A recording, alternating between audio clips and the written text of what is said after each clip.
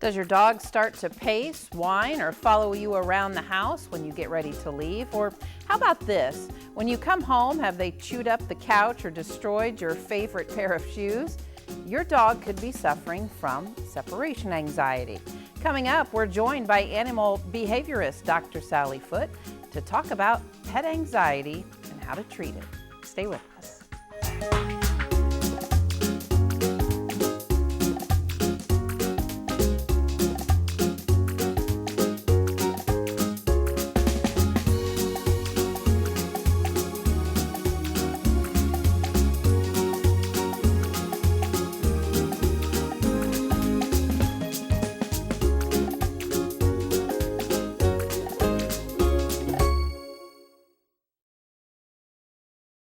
Fetcher's Pet Supply on the north side of the Charleston Square, serving the EIU community since 1991. Fetcher's welcomes all pets on a leash, is open 7 days a week, and offers made in the USA food. Pet supplies for dogs, cats, reptiles, and fish. Fetcher's Pet Supply in Charleston. The Paw Report on WEIU is supported by Rural King, America's farm and home store, livestock feed, farm equipment, pet supplies, and more. You can find your store and more information regarding Rural King at ruralking.com. Dave's Decorating Center is a proud supporter of the Paw Report on WEIU. Dave's Decorating Center features the Mohawk Smart Strand Silk Forever Clean Carpet. Dave's Decorating Center, authorized Mohawk Color Center in Charleston. Thank you for joining us for this episode of the Paw Report. Today we're talking about a fairly common issue that pet owners and lovers struggle with, and that is separation anxiety with our, well, predominantly our four-legged dog friends. Yeah. And we're joined by our friend, Dr. Sally Foote, who's been with us, well, since the inception of this program, going on 11 years. Oh, wow. You're aging me. Yeah, well, thanks for joining us, Dr. It's Foote. great to be here again. Thank you, Kelly. You're welcome. And as I mentioned, pet anxiety, separation anxiety. What exactly is separation anxiety in dogs, and can it vary in severity, I guess? Separation anxiety is really the anxiety about separation. Okay, so we call it separation anxiety as a term, a diagnostic term. I like to kind of flip the words because it helps me to remember, and I think it helps with clients and people to also realize, hey, it can have a spectrum or kind of a range of signs and symptoms, and also have a range of severity. And lastly, anxiety from other things can all kind of pull together or fall together, show up when the separation occurs. So separation anxiety is this animal, primarily we see it in dogs, we do see it in cats, we do see it in horses and other species, but the biggest recognition is in dogs, and primarily because when the dog gets to a level of being panicked, the destruction the dog does. That's where you're reading about the dog literally ate his way through a drywall wall, or ripped all the siding, off the trim around the door, and, tore up the door handle trying to get out of the room to get to the owner who left or the other animal they're separated from. What causes it? Is it owner? Is it DNA? Is it breed? I mean, what exactly brings this on? Actually, it's a really good question because it's a blending of all those things. Yes, we do see a higher incidence of separation anxiety in, frankly, our hunting type breed dogs, like our Labradors, our Golden Retrievers, sometimes our German Shepherd dogs. And if you think about it, especially the retrieving type dog, genetically then, was chosen for a trait to go out and get that duck that I just shot out of the sky in the water and bring it back to me. Hang close to me, right, when we're out hunting and doing things. And oftentimes, these dogs are very social. They like to really be with people. They like to be petted, right? They like to be bonded. So that's the genetic side of it, breed/genetics of it. Then it can be life experiences, meaning as a puppy and growing up, did this puppy learn to be happy alone in confinement? I call this independence training, meaning happily go in your crate and sleep by yourself. Happily sleep in your bed, not on the bed with a human, not on the couch with a human, Or you're resting in the living room while I get up and I go to the kitchen to make something and the dog ignores me or the cat ignores me, okay? So that's what I mean by like life experience. And then lastly, if there's some kind of really scary event that happens when this animal was alone without you, then this is the third way it can crop up. Then we can now have this sudden eruption of signs of separation anxiety or the problem, because that animal is back almost like in a PTSD state of, oh my gosh, last time I was left alone, the tree fell on the house during the tornado. And that was really, scary and upsetting. And, now every time you leave, the dog's like, it's going to be another tree falling on the house in the tornado. So I've got to be with you. I can't be in this house alone. So some of the things that you just mentioned are reasons why some dogs develop it, some dogs don't. Some Right. dogs can be in a house and there's a storm Right. and they're by themselves and they handle it. Exactly. So I guess there are lots of different ways that we can address this anxiety. And it's going to be a big job on the pet owner Yes. to help their dog, cat, whatever, to get through this. Yeah, so I think the first thing that's real important, and I've got a whole course on my website about this, so to help people out. But anyway, there's like kind of 5 elements here in a sense. First of all is for an owner to recognize any signs or early signs of anxiety about any other things like noise, people they don't know who are coming over, stuff like that. Like, are there any other co-anxieties this animal has? And we want to work to decrease those, because that can be a baseline for then when they're separated, you see now they're going to pop up to a higher anxiety. So recognizing any other anxieties going on. Secondly, having a way to clearly describe to your veterinarian exactly what the behaviors your animal is doing when you're getting ready to leave and when you're gone. So in other words, how much pacing, how much panting, is there drooling, is there defecation, elimination, defecation or having urination? Are they chewing on the doorknob? Are they pulling, or chewing on anything around the door frame?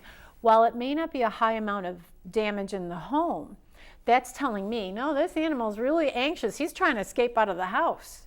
So it's telling me about the animal's mental state, and then my head goes to thinking, well, A, he's going to need medication to help control this. B, we need to do some training. And C, has anything else changed in this animal's body that would be affecting their ability, like their neurotransmitter levels, their stress levels, and ability to function that could agitate or aggravate an increase in separation anxiety? So really clearly telling your veterinarian, well, whether you send it in an email, and in these days with telemedicine, you could take a video and share that video clip or photo clip with your veterinarian. That really makes that description more clear. Thirdly, understanding how we do the independence training and being accepting of that medical workup. Like on a screen, there isn't any health problem. And lastly, the supplements, products like pheromones and tools and medications to help provide a more mental calming so the animal can learn to be calm and not anxious in the absence of the person or the companion animal. Because we have sometimes, like we have 2 dogs who've always lived together, and then the one dog dies, or the other one dog is hospitalized, and the remaining one at home is now having a separation anxiety episode. But anyway, how to have that mental calming, because you need that, especially how they pop up to panicking. Can separation anxiety sometimes show itself, and there's other problems with the animal? It may not necessarily be separation anxiety. Yeah, it's a very good you could think that that's what is going on with your animal, but it may not be. Exactly, and so there's one situation we call separation fun. Yeah, separation fun. So separation fun is, yes, you've left for the day. Maybe, you put your pet in the crate, the dog in the crate, for example. This animal might be whining and digging and actually forces his way out of the crate. Or, I've seen this, you have the dog who's like, I'm kind of bored. Oh, there's that handle on the crate. If I lick it this certain way, bing, it pops open, just like solving a puzzle. So it's more like the fun of solving a puzzle, and that's the boredom. Or you come home and it's like, the garbage is knocked over and he's tore it all up. He's knocked all the pillows off of the couch. Well, again, it could be he's bored, so it gets in the garbage. It's not because he's destroying it out of being a bad dog. Or he knocked all the pillows off the couch because it was Tuesday, and when the garbage truck went by, he jumped on the couch, barking out the window, and in all his agitation, knocked all the pillows off of the couch. It wasn't about the separation anxiety. It was about the noise and the reactivity. And then lastly, in aging pets, especially in our older dogs, when they start to have what's called cognitive dysfunction syndrome or brain aging problems, or especially pain, like arthritis or any other chronic inflammation in the body that's causing some low level of pain, you may then see pacing and panting and drooling, which is also the body language signs of pain. So you may be thinking, oh my goodness, he's got separation anxiety. Well, he may have that also popping up, but the primary signs we're seeing are related with pain. So that's the beauty of sharing these video clips with your veterinarian or a behaviorist like myself, to work this all out. When I was doing some reading about separation anxiety, I discovered, now obviously when the pet owner leaves, that's an obvious trigger. Yeah. But there's some other triggers too that I thought were rather interesting. A move, if you're picking up and moving the animal to a different location, and then a new baby. Yeah. And I never thought of anxiety could be caused because pet mommy or pet daddy is not giving me as much attention. Right. So separation anxiety, if you want to think of it, part of the base reason it happens. It's all about how bonded is this animal to, say, the owner or another animal or the environment. Like, it's almost like, oh, Kelly, I can't function unless I'm sitting right next to you. And when I do, I'm okay. So then when you leave for work and you're gone, it's like a coping skill. Where's Kelly? Where's Kelly? Oh my gosh, where's Kelly? That's where the anxiety comes from. Or, oh, I love this window, or I can look out the window and bark at that neighbor, or watch the birds go by, or I know this route on my walk. I know this home, this space. And I'm bonded to it, right? This is what I know, especially dogs who do not get out for walks a lot, and they spend all their time in the backyard, or they spend their time primarily, let's call it on that home turf.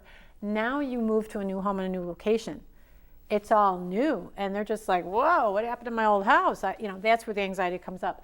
Lastly, again, going to the amount of attention given. So yes, prior to the birth of a child, and the pet is the only other companion, let's say, in the home, creature to give care for, that animal's getting a lot of attention, a lot of, I'm going to be right by your side, especially if I could be sitting right by your side, laying right by your side, laying right at your feet. But now we have the new baby.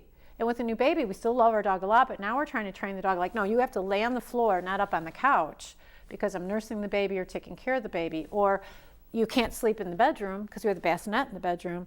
And that separation, even though you haven't left the home, it's called virtual separation anxiety, that's like suddenly we've shifted the bond. And because of that, and the dog has not learned how to sleep in the other room with you in the bedroom with the bassinet before the arrival of the child. That's how it's causing them the signs of the separation anxiety. We need to get to the meat and potatoes now. So we have all of these problems that Fido is not behaving properly. So now we need to help Fido. Yes. So let's get into that. Again, in some of the readings that I was doing, it is a process. Yes, it is. For the pet owner, and it's not a one-time, No. two-time, 1 week. 2 week. This is a lengthy process that's built on repetition and patience, I guess. Yes, as I say to my clients when, I have a separation anxiety case, to work through and to consult with, and I'm always in concert, collaboration with the primary care veterinarian on these cases. Right. Because as I say to my clients, listen, separation anxiety is a basket of oftentimes different co-anxieties culminating together in an animal who doesn't know how to be independent. Okay, so we've got like 2 or 3 different kinds, like barrier frustration, meaning I don't like that closed door. I'm in a crate. and this dog is, chewing or barking. So we got to deal with the barrier frustration. We have to deal with maybe noise fears and noise phobias, because oftentimes they're not so anxious until the garbage truck goes by or the siren goes off or a tornado, and then they really ramp up on those days because it's the two together. So you have to treat these, you have to have the plan has to include all these other co-anxieties that you're going to be working on while maintaining the brain chemistry to help keep the brain calm and not pop up to panic. And panic is the digging, the chewing, the barking constantly. And when their brain pops up to panic, it's difficult. They can't learn in that phase. So that's where that clear, getting the right med plan. And then you're right, you've got to break the steps down for what we call counter conditioning, changing the meaning. So we got to change the meaning of when you put your shoes on, getting ready to go to work. Change the meaning of when you show up in the kitchen in your nurse's uniform because you work over at the hospital and today's the day you're going to work. How do you do that? Okay, guess what? It's a way of oftentimes, every day I tell clients, you're not going to feed them out of a bowl anymore. You're going to take all their food, and guess what? As you put your shoes on, you're going to be tossing nuggets of food to Fido. That just at the sight of your shoes, he's getting rewarded. As you're putting the shoes on, he's getting rewarded. And you're going to do this, and you're going to take your shoes off, and you're going to do this every day in the morning or the evening, whether or not you're leaving the home. So we're neutralizing that trigger. And then maybe, especially for managing the really severe cases, we want to identify all of the triggers. And yeah, we might have a list 30 triggers long. Your shoes, your keys, you're picking up your purse, showing up in your uniform, walking toward the door, putting your hand on the doorknob, opening the door, closing the door, the sound of the car pulling out of the driveway, going down the street. Every single one of those has to be counter-conditioned. So what can we eliminate? Maybe I'll say, guess what? You're going to get dressed in your new nurse's uniform at the hospital. Don't wear it in the house, right? That's one thing we could strip down to help make this plan a bit easier. Maybe you won't wear, the specific shoes you wear for work in the house, but we'll focus on that. You got to get out the door, right? The process of going in and out the door, and I call that the peekaboo game. So every day, morning at breakfast, you're going to say, just toss food for I'm walking to the door. Oh, you're busy eating the food on the floor. As I walk to the door and I reach for the handle. And as long as the animal is eating, their anxiety level is low enough to have appetite. This is really important. If they stop eating, they're like, oh my God, Kelly, where are you going? Kelly. Okay, whoa, we have to stop this, the training process of you leaving at this point. Maybe you went to the door and put your hand on the doorknob and now your dog's like, no, I'm not gonna eat. Okay, so we're gonna spend a lot of time of the tossing the food as you just walk toward the door, and all you're gonna do is reach. You're not even gonna touch the doorknob. So you're right, it's many repetitions. But the way to make it easiest, I tell clients, this is how they're going to earn their meals, morning and dinner. It's going to be maybe 10 minutes a day, but it's going to be every day. And that's going to be the plan of how you're going to do all these different steps every day. And then it'll build up where you can put your hand on the doorknob and then he's going to be ignoring you because he got counter-conditioned to all those preceding steps. So when you go to the next trigger that really says you're really going, his brain is coming from a lower level of anxiety, so he doesn't pop up as high. I would have to bet, and you being the doctor can attest to this, pet owners are like, I just can't do this. Just give me the meds. I don't have time for all of this. I just don't. So how do you? There's got to be some discussion with the pet owners as well as you can't just.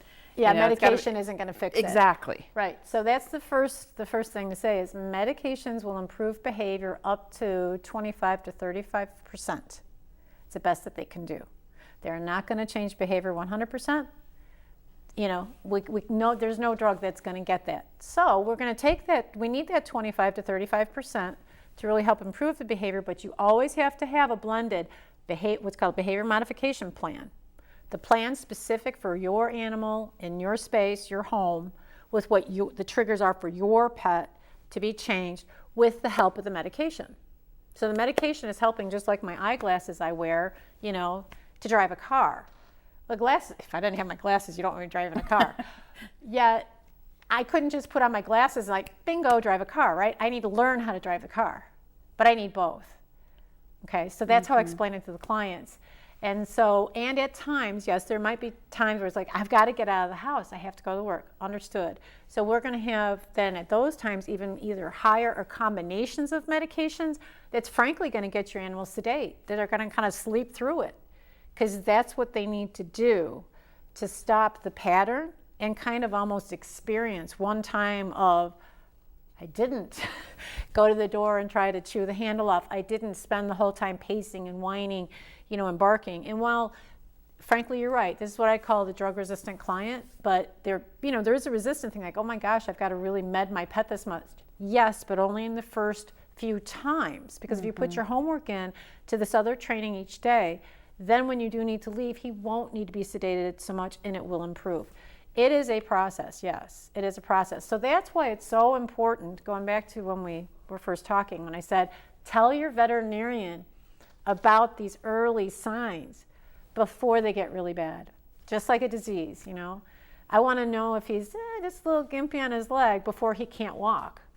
It's a lot easier to change it, to help it, to improve it when it's an early whining, pacing, drooling, than when they're trying to tear the door off, and chewing up all the trim and, having a high degree. Honestly, separation anxiety is also the leading reason why dogs are surrendered to the shelter.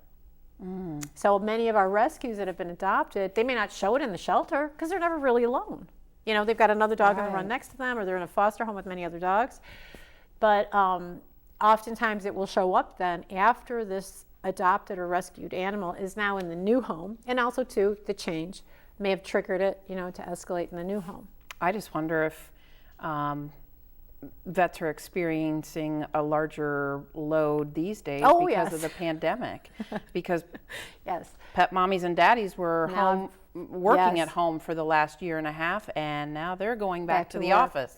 Yeah, so if they already had the pet, they might have had some mild symptoms. It wasn't anything bad. They didn't tell the vet, right? It wasn't creating any problem in the home, no big welfare issue for the animal. And then we've had this year plus of working from home. And now people are, or even just going out socially now. The blessings of the vaccinations and opening up of the country, people can go out to work. We can take a trip, right? We can go out to dinner. And they're like, oh my goodness, I left the dog home alone for an hour, and there's all this pool of drool, and he was just exhausted, and he's way worse. It's because that year of always being at home increased the bonding, and he, kind of lost, if you will, whatever independent skills he had. And so now we're seeing a pop-up of it. So yes, a lot of veterinarians are working with giving their clients medications and some, what general advice they can have, but then they've referred to me, and that's really a lot of what I'm seeing right now is the separation anxiety cases that I'm helping clients with. What should pet owners not do when they know that their pet is suffering from this? I guess my first thing is don't just shove them in a crate. Correct. As punishment. Yeah. So we want to avoid using crates or confinement as a place for banishment or punishment, number one, because when that act of punishment, they're anxious. Now you're putting them in confinement, and they're anxious in confinement. So certainly that's going to just increase the whole barrier frustration as well as anxiety about confinement. The second thing is a lot of people miss those early signs of being anxious and just, don't realize what the animal is trying to tell them. So then they're like, oh, you won't get in the crate, I'll just pick you up and I'll put you in there. Sure, that's a solution. You put them in the crate, right? You got them in there, they didn't bite you, they're not whining or barking in that moment. You close them up in the crate and like, bye-bye, I'll be back. And then when you go out the door, you hear the barking and the whining and they're chewing on the crate bars. But it's because the resistance to go in the crate was their way of saying, I don't like this confinement, I don't like the crate. For that, you need to work on what we call crate games, where you're going to, again, don't feed him out of a bowl, don't put the bowl in the crate. You're going to take that food and toss it in the crate where he goes in and he finds it and he comes out, he goes in and you close the door a little bit and he finds it, you go in, he goes in, throw a couple handfuls, close the door, you leave the room for 30 seconds, you come back, right? You keep switching it up. So then the dog is more like, oh, okay. It's not so bad getting in here. And you did it daily to change the meaning of it. Sometimes even changing the crate. But right, banishment and like forcing, if you will, the animal to just, look, you just got to be in here and deal with it. That is discounting the effect of anxiety. And that's why then it escalates up, and then we don't hear about it till it's way advanced. So the key, as we wrap up our discussion here, is, at least for pet owners, is commitment and homework. Yeah. And they have to be patient.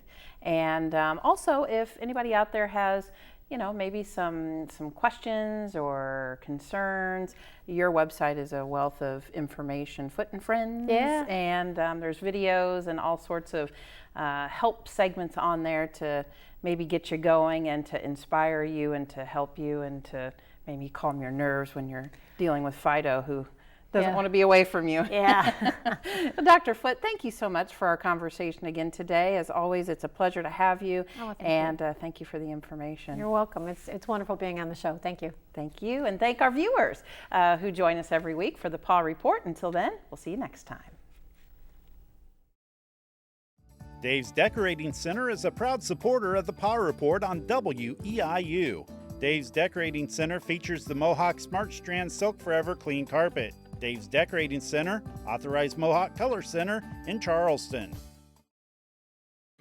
The Paw Report on WEIU is supported by Rural King, America's farm and home store, livestock feed, farm equipment, pet supplies, and more. You can find your store and more information regarding Rural King at ruralking.com. Fetcher's Pet Supply on the north side of the Charleston Square, serving the EIU community since 1991. Fetcher's welcomes all pets on a leash, is open 7 days a week, and offers made in the USA food. Pet supplies for dogs, cats, reptiles, and fish. Fetcher's Pet Supply in Charleston.